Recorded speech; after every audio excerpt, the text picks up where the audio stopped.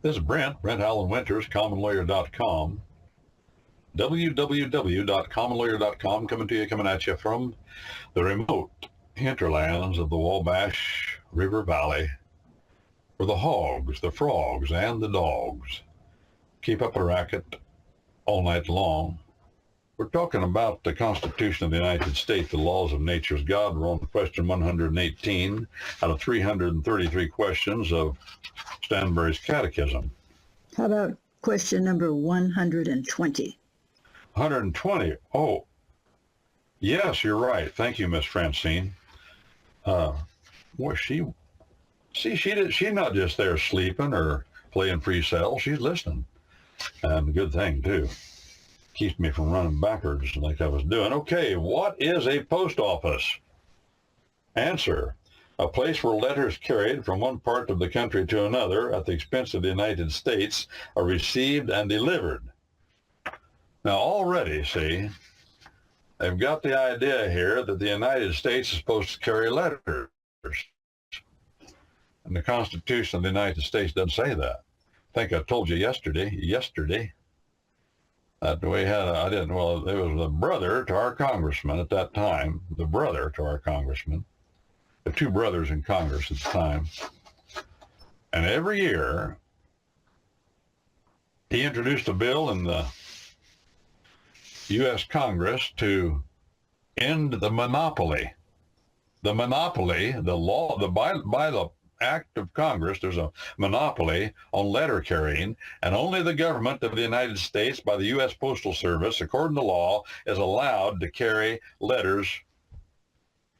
Nobody in America, by federal law, is allowed to carry letters for money. FedEx doesn't do it. They carry packages, not letters. UPS doesn't do it. There's a few others out there that maybe you know about. Law says they can't do it. You can send a letter, but you got to put it in a package. Why is that? And I started to say yesterday that the reason for that fundamentally has become, or was, or both, so that powers that be can keep track of who you communicate with and why. I know that firsthand. It was done to me. It's been done to my clients that I've been trying to defend in federal court under federal law. And the word comes out from the prosecutor's office to the Postal Justice Department to the post office. Keep a record of everybody this man's communicating with. Well, they might open the letters. They probably don't, but they just know who you're communicating with. That way they know who to go question, see? That's an unfair advantage. That's a monopoly. And to hark back in the history of our common law, one of its great defenders and proponents was a man named Edward Coke. In America, we say Edward Coke, but it's spelled Coke. To us, C-O-K-E. In England, they call him Cook. But as I like to say, in America, we've always said things go better with Coke, so we say Coke. But Edward Coke, he is the man that wrote the preeminent commentary on Magna Carta. He is the man when King James I of King James Bible fame said at a cabinet meeting, thank you, Sugar Doll, said, King said, the king protecteth the common law. Before Coke could think, he said the truth. No, not nay. He said, nay, sire. The common law protecteth the king.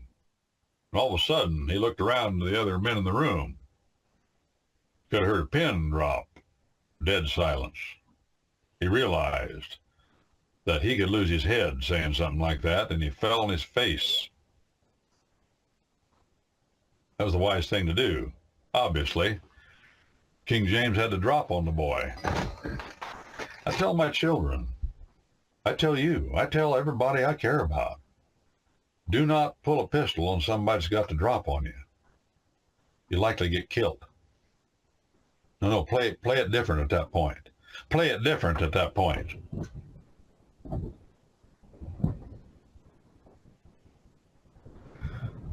Bites on my shin from Rin Tin Tin. The guy said when they sicked the German Shepherd on him, the police officers. That wasn't the time to be arrogant, see? No. Know when somebody's got the drop on you. Well, he knew it. So he played it. Good thing, because later on he got thrown off the court, saved his neck. They put him in Parliament, caused the King James I more trouble there than he could have caused any place else. He never gave up. But here's what he said. Listen to me. This was in, I believe, it was in the commentary on Magna Carta. He said, monopolies are against the common law because they're against the freedom of the individual. Monopolies are against the common law. Well, what's the common law? Well, that's the way we do things. Not what we do, but the way we go about doing it. That's our common law. We call it due process. It's not the way we do things. Monopolies are against the law in America. Although there are those that get away with it, like Amazon. We remember the oil monopolies of Rockefeller. Is there any law against trying to get bigger? I just talked to a fellow yesterday that 3 days ago, whatever, and he's a process server, and he's good. He can get stuff done that nobody else I've noticed can't get done. You try to hire somebody to serve process, that piece of paper, notice and an opportunity to be heard, due process, common law. You got to tell the other fellow the time and place of the contest, put him on notice.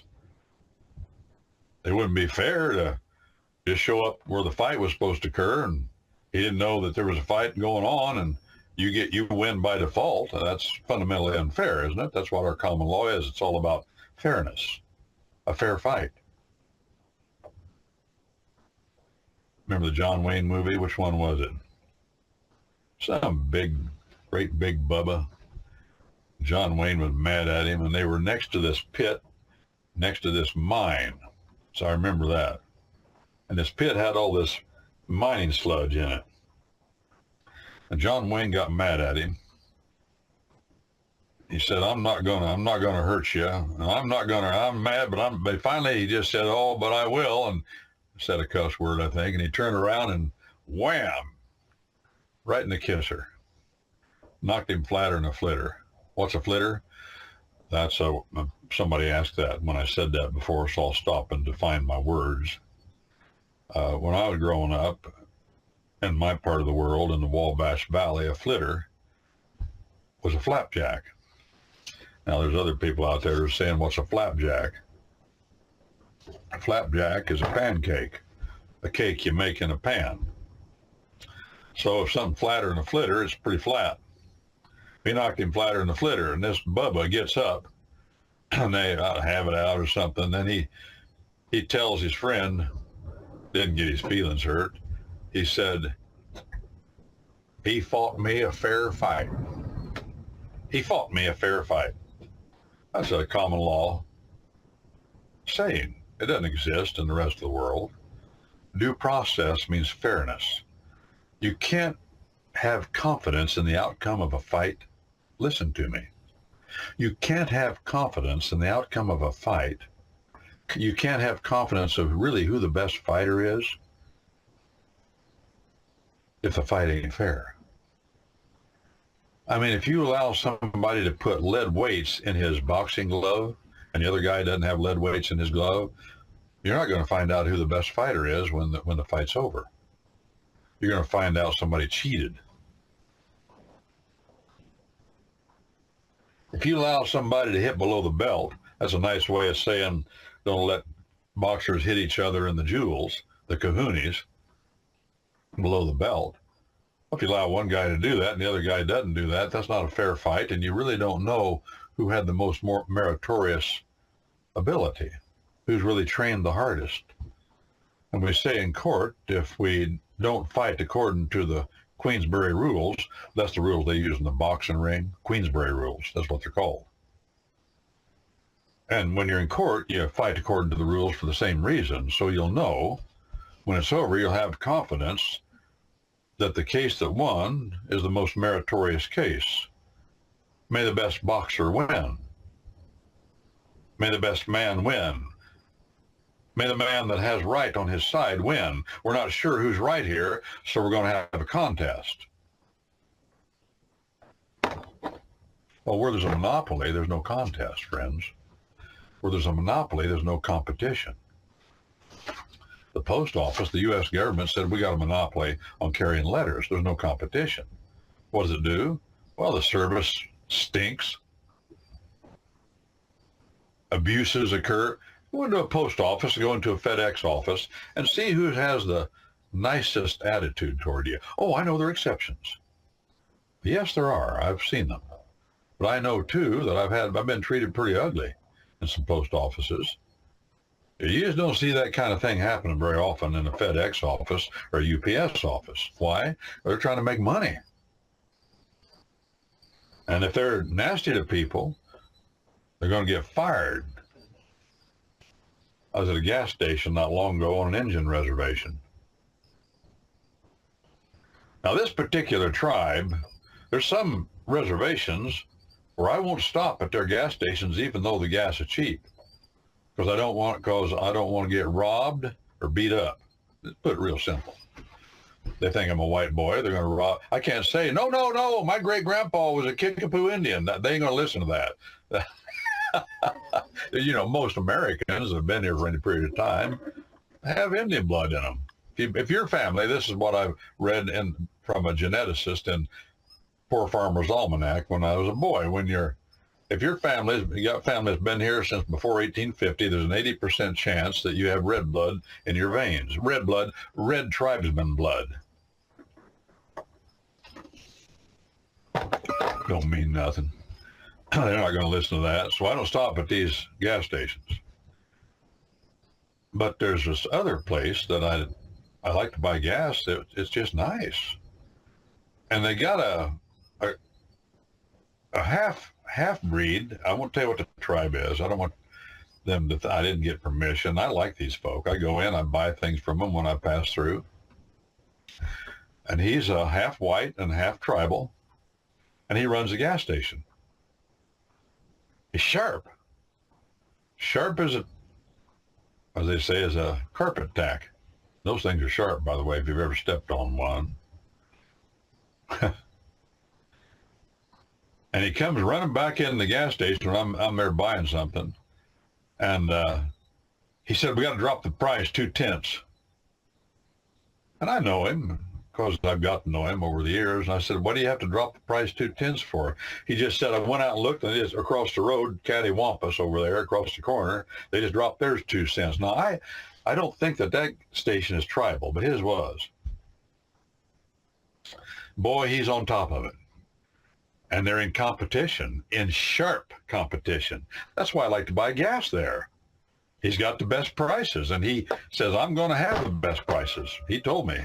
He said, I watch them close. I'm going to have the best prices, friends. That's what makes America powerful. No monopolies. Well, we have them, yes, but there is a law. We've tried to, in a lot of ways, tried to break up the monopolies. In the internet world, we've done that recently. The courts have done that. Why? It's against the law. Now, if him and that gas station owner get together and say, okay, listen, let's quit fighting about this. You raise your price to this, and I'll raise my price to that, and we'll keep it there until further notice. We'll just keep talking to each other, and we'll keep the price up so we can both make money. That's a felony. Did you know that? You don't do that. Not in America. Why? It's against the law of God. Competition is what makes us. Well, one time I delivered a speech. I was asked to introduce a famous fella. I've told you this story. Some of you haven't heard it. I only got so many stories, but bear with me. But I was asked to introduce Charlton Heston at a political meeting, a fellow running for U.S. Senate. That made me pretty nervous. I went and got his recently published autobiography and read it. Learned a lot about Charlton. At that time, he was promoting Second Amendment. He wasn't president of the NRA. He became president later. But he's promoting the client the fellow running for U.S. Senate. And I thought, what am I going to say? Well, I told this story. Of course, I said a nice thing about Charlton. I said Charlton has tried to teach us. And he did. He did. He tried to teach it by the roles that he took. He tried to teach us that a world without heroes would be a dismal and dreary place. We need heroes, friends. We need men to look up to. We need competition. Not to look up to and say, I got to get rid of him, he's making me look bad, but to look up and say, he can do it, I can do it. That's what we need. Wow. That guy just, I used to say this to myself, that guy just pole vaulted. I saw what he did. I didn't have a coach. I'd watch what other people do from other towns that had a coach. I'd watch what they do, and I'd try to emulate them. And I appreciated them.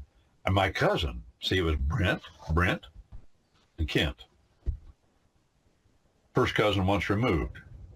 By the way, Kent is cousin Gary's baby brother. Well, baby, I mean, not that much different, but he was his younger brother, Kent. Gary was twin to Larry, unidentical twins, Gary and Larry. And then there was Kent and Kevin. But Kevin was a girl, but they were twins. Kent, Kevin. And Kent and I were the same age. Before we ever went to school, we were at church together. We were in Sunday school, little bitty boys, and we were just together our whole lives. Now, there was bad sides to that for both of us, because we're both dangerous at that time as we were growing up. But nonetheless, that's the way God did it, and there I am, Kent and Brent.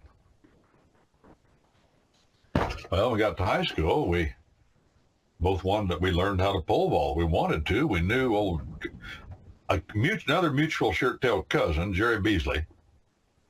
I don't know how he learned how to pole vault, but he pole vaulted when we watched him. He was older. Mutual shirt-tailed cousin through the Lacey's, which was my grandmother Mackenzie's mother. She was a Lacey, and her father was a Mackenzie. So we're all kind of related. But he was pole vaulting, so we said, we got together, said we can do that. And we were always together. Went to church together 3 times a week. Went to the preacher's house on Sunday or Saturday afternoon for a little club we had there when we were boys. Learned Bible verses out in the shed and had a pot-bellied stove out there.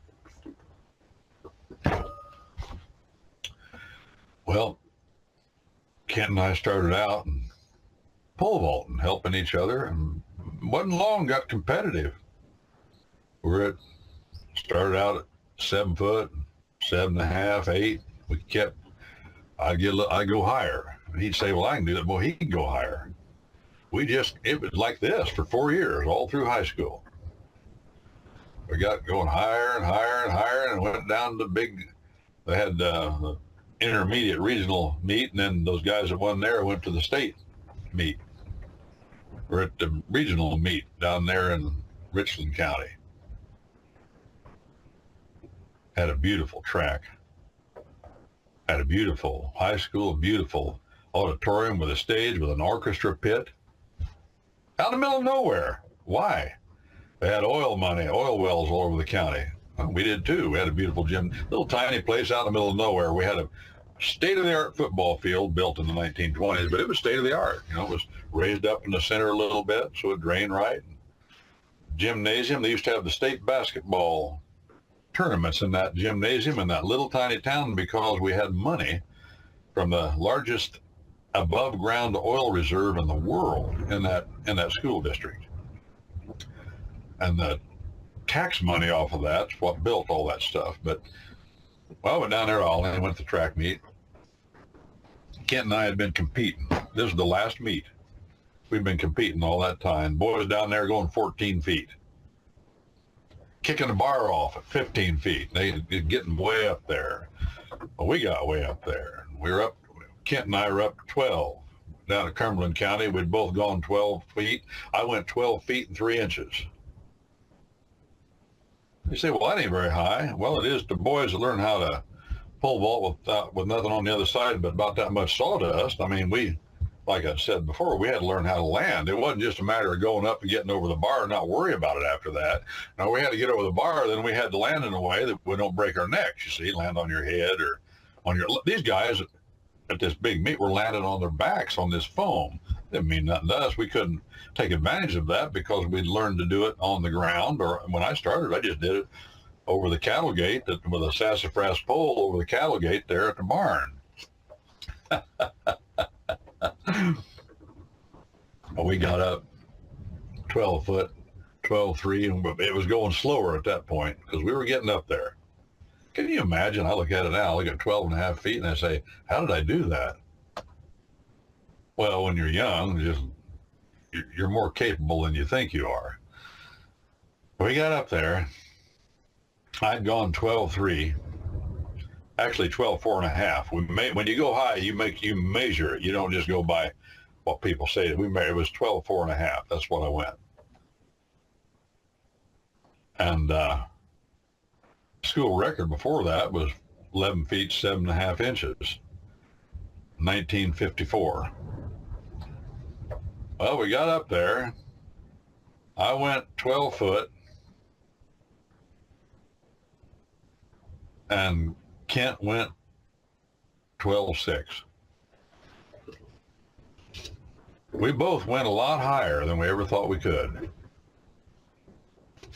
Why? Well, if he hadn't been there, I wouldn't have worked at it so hard. And if I hadn't have been there, he wouldn't have worked at it so hard. So I got ready to make this presentation. I don't remember. It was about heroes and having something to aspire to. Charlton Heston, that was his understanding in life. He grew up in lumber camps. Fascinating story about his life. Ended up, after World War II, went to college on the GI Bill. But he went to the University of Chicago, got a pretty good education. He had a lot of things in his head. He'd thought a lot of things through. I told the story about being in the mining business. Well, that wind's a whipping. And I was hired as a consultant to take this man in a mine, and he wanted to buy it. And there was a drift, drove straight into the side of a mountain. It was out in Arizona. We finally found it. It was hidden. What a day. My boys found a rattlesnake, and we encountered a mountain lion in the mine. But here's how it happened. We came in, had my belt on, my Brunton compass, and my rock hammer, and had some rope and some electric line, and he did too, draped around us. You just take everything you need, rock hammer. And we walked in, didn't go very far, and we walked over a shaft. A shaft is something that goes straight down. A drift is something that's driven straight into the side of a mountain horizontally, and a shaft is vertical. And a winze is something that's driven at an angle. It's like a drift, but it's at an angle like this.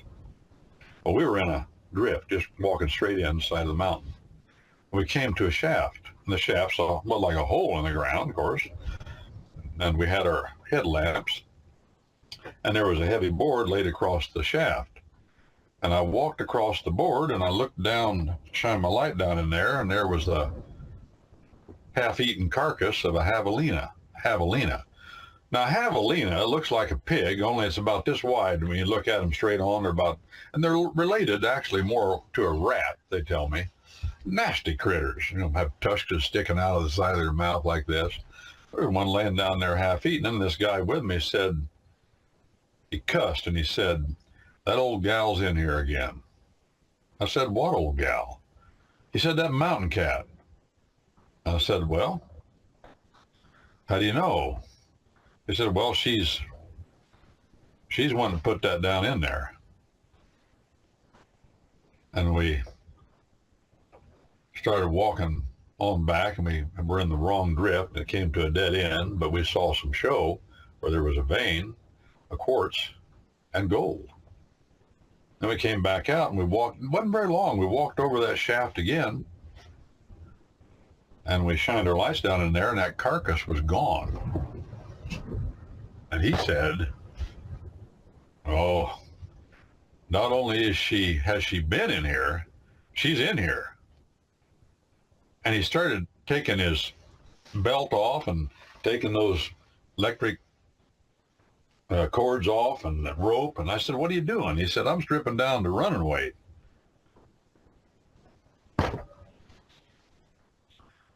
I said, well, I've never encountered a mountain lion before, but I've seen enough Western movies to know that you probably couldn't outrun a mountain lion. And he said to me, it's the same experience I had with that moose up in Alaska. Only I was in the up position there.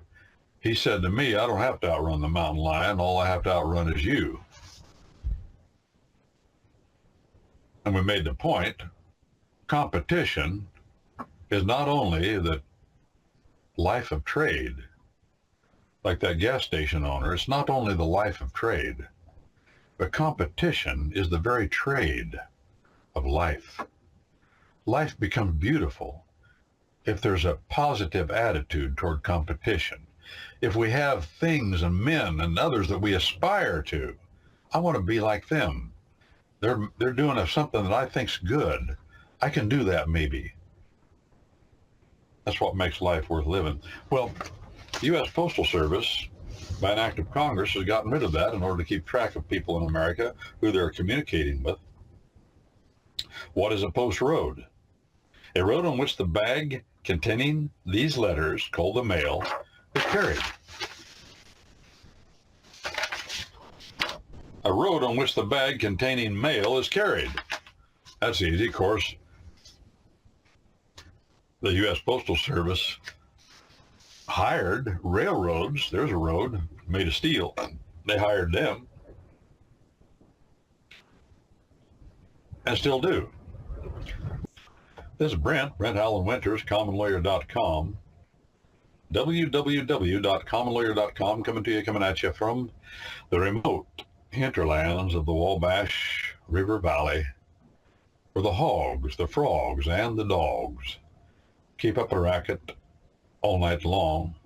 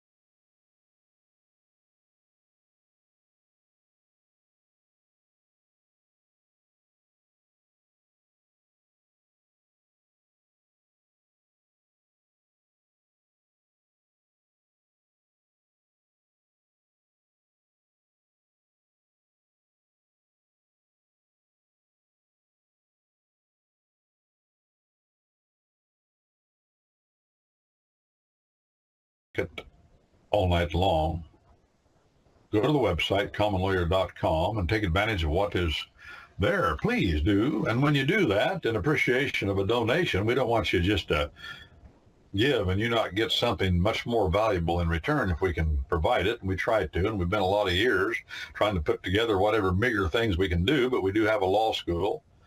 It's about our common law, the Bible, the law school, the laws of nature, coupled with the laws of nature's God, our common law, due process, coupled with what God said in the Bible, the court of last resort, in cases of any apparent inconsistencies between those two volumes of law that God himself has given us. You can get the winterized version of the Bible. The Common Lawyer translates from the original tongues, the Hebrew and Aramaic of the Older Testament and the Koine Greek of the Newer Testament, toward a raw translation, I like to call it. I don't want to cook the book. I want to deliver it up just the way it was delivered to me in the original tongues. And I use that Bible personally, about 35,000 footnotes explaining why I translate this way or that.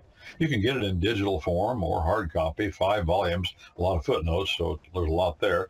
Also, now I'm well above 200 appendices tracing major themes through the warp and the woof of the text of the context of the Bible. Appendices are usually 500 to 1,000 words. Not a lot, but enough to show the principle. All that there, head notes to every book of the Bible, explaining when it was written, why, etc. Those 2 volumes, also the law school courses. We're teaching one now on Christian nationhood. What is it? How does it work? Is it real? Is there such a thing? Are we a Christian nation? Have there been other Christian nations? If so, what do they look like? What's the difference between de facto and de jure Christian nation? Which one is best? You can also take other law courses there. Common law of evidence, common law of trusts, how to draft a common law trust document. The law of evidence, I mentioned that one, due process, course on that. Other common law courses, contracts. And when you do that, you support what we're doing here. We're doing it more and more here. The object here is to get the word out. As I fade away in the practice of law, I do this more and more. If you think there's anything worthwhile here, we ask that you would support us that way. That's what keeps Miss Francine and a few other folk that are behind the scenes going as we do this. I don't get paid to come on here, but there are other costs we have. Just a matter of time and trying to have beans and wieners on the table. Let's pray quickly and forget. commonlawyer.com. This is in church. Father, thank you again for another day and another opportunity to talk about your law. Please take whatever I am with all my imperfections, with my lisping and stammering and my wandering, and drive something worthwhile home to the listeners. And we ask that you would protect them all, everybody listening here, everybody, them, their kith, and their kin, from physical harm, spiritual evil, and false doctrine. For your glory and our enjoyment, we ask these things. Amen.